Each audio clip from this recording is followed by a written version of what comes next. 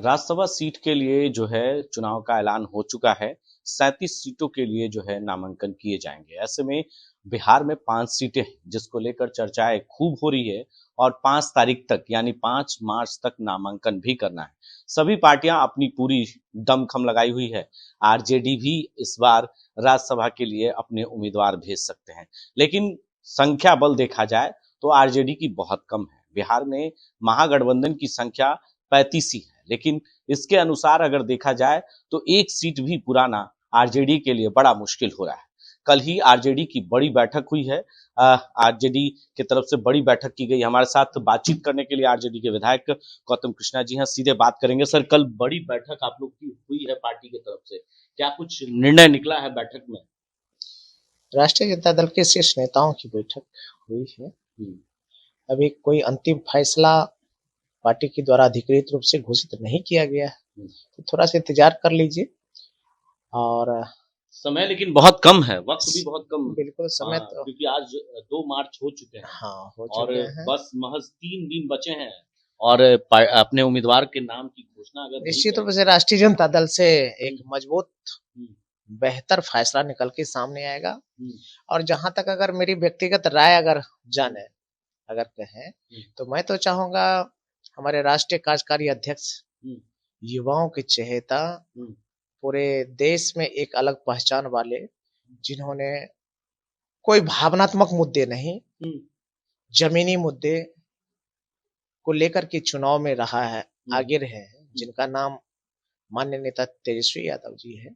मैं तो चाहूंगा अगर पार्टी यह फैसला करती है कि माननीय नेता तेजस्वी यादव जी को राष्ट्रसभा के लिए नामित करे, तो यह मेरे लिए व्यक्तिगत प्रशंसा मेरे लिए खुशी की बात होगी, बेहद खुशी की बात होगी। लेकिन कहा जा रहा है कि आपकी संख्या बल उस हिसाब से नहीं है, तो कैसे आप तेजस्वी यादव को अधिकृत करेंगे? कैसे नामांकन उनका हो पाएगा? क्योंकि आपकी संख्या बल तो बहुत कम है। वो किससे मदद लेंगे? संख्या बल तो बात की चीज है, हम्म, लेकिन पार्टी अधिकृत करे। हम्म, और तेजस्वी यादव जी को, चूंकि राष्ट्रीय फलक पे ऐसे नेताओं को आने की जरूरत है। आज देश में जिस तरह के विपक्ष में एक मजबूत ओजस्वी नेतृत्व की जरूरत है, ऐसे में तेजस्वी यादव जी पूरे देश लेवल पे एक बड़े चेहरा है। सामाजिक न्याय आदरणीय लालू प्रसाद यादव जी के कदमों में इन्होंने सीखा है, समझा है, उनकी मजबूत इरादाओं को समझा है, जाना है।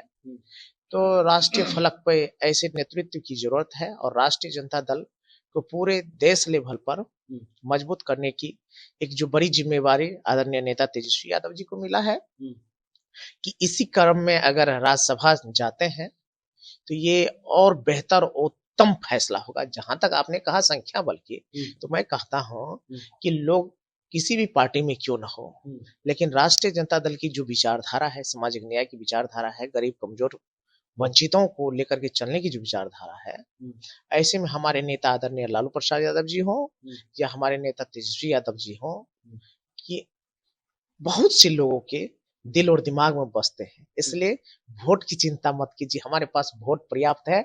और सिर्फ घोषणा हो गई तो माननीय नेता तेजस्वी यादव लेकिन चर्चा जीते ये भी जाएंगे। थी कि तेजस्वी यादव जी की पत्नी को भी भेजने की चर्चा खूब हो रही थी, राजश्री जी की।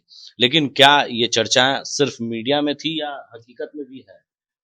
मैंने कहा कि अगर माननीय नेता तेजस्वी यादव जी को राज्यसभा भेजने का पार्टी निर्णय करती है, तो यह व्यक्तिगत मेरे लिए खुशी की क्या बात उनकी होगी। पत्नी नहीं है, लेकिन यह इस बात की मुझे अभी जानकारी नहीं है है?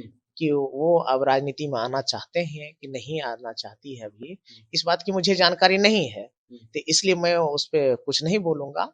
लेकिन मैं तो यही खुशी जाहिर करूंगा कि अगर मेरे नेता आदरणीय तेजस्वी यादव जी आगे आकर के राज्यसभा के लिए नामित किए जाते हैं उनको, तो व्यक्तिगत मेरे लिए तो खुशी की बात होगी ही होगी, लेकिन पूरे देश में युवाओं को बहुत खुशी होगी। क्योंकि आज तेजस्वी यादव की जरूरत सिर्फ बिहार ही नहीं है, पूरे देश में है। और खास करके उन लोगों के बीच में जो कमजोर वंचितों की आवाज बुलंद करना चाहते हैं, जो कमजोर वंचितों के हितों की रक्षा करना चाहते हैं। सवाल है गौतम जी कि जिस तरीके से कहा जा रहा था कि ओवैसी की पार्टी एआईएम से आप लोग मदद लेंगे, तो क्या ये डील ये फाइनल हो चुका है आप लोग की, बातचीत हो गई ओवैसी साहब? देखिए, सबसे बड़ी बात है कि लोकतांत्रिक व्यवस्था में विचारधारा एक मायने रखता है। विचारधारा के आधार पर ही चीजें तय होती है। तो हम लोगों की विचारधारा और ओवैसी साहब की विचारधारा बहुत जगह तालमेल खाती है। तो इसलिए तो हम लोग अगर उनसे अगर मदद मिलती है तो इसमें दिक्कत क्या है? लेकिन विधानसभा के बजट सत्र में जो अख्तरुल इमाम उनके विधायक हैं, उन्होंने साफ शब्दों में कहा कि हमारी पार्टी की आज तक राज्यसभा नहीं भेजे हैं, जो आप लोग उनको सहयोग करें। तो क्या लगता है ये तालमेल आप दोनों के बीच बैठ चुका है?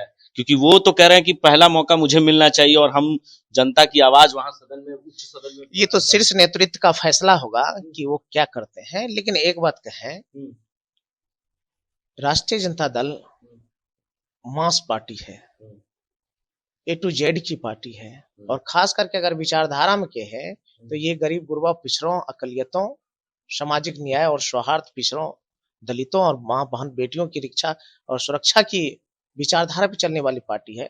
इसका एक व्यापक जनाधार है, इससे जुड़ी हुई व्यापक आशा है। तो इसलिए तेजस्वी यादव जी बड़े चेहरे हैं, पूरे देश के चेहरे हैं और गरीब गुरबाओं की आशा है। तो मुझे लगता है तेजस्वी यादव जी को समर्थन करना तो किसी के लिए कब तक हो जाएगी, क्योंकि समय बहुत कम है, वक्त कम है। ये तो शीर्ष नेतृत्व है और पार्टी का फैसला होगा। तो लगता है कि आज मुहर लग जाएगी नामों की? ये मैं आपको यही कहूंगा कि हमारे शीर्ष नेतृत्व करता आदरणीय लालू प्रसाद यादव जी अब जब घोषणा करें, इंतजार कीजिए, बेहतर फैसला होगा। तो देखिए, बेहतर फैसला होगा। सीधे तौर पर आरजेडी की कल बड़ी बैठक हुई है और बैठक में ये तय हो गया है कि राज्यसभा किसे भेजा जाएगा। भले वोटों की संख्या कम है, संख्या बल कम है बिहार में, और 5 सीटों के लिए नामांकन बिहार में किए जाएंगे, लेकिन अभी तक जो है नामों की घोषणा किसी पार्टी ने नहीं की है, चाहे वो आरजेडी हो या एनडीए की तरफ से या महागठबंधन की तरफ से। अभी किसी भी नामों की घोषणा नहीं है, लेकिन राज्यसभा के लिए चर्चाएं तेज हो चुकी है, क्योंकि अंतिम तारीख 5 तारीख को है, 5 मार्च को नामांकन करना है। लेकिन उससे पहले बैठकों का दौर बिहार से दिल्ली तक शुरू हो चुका है। पटना से राष्ट्र टीवी के लिए संजय कुमार की रिपोर्ट।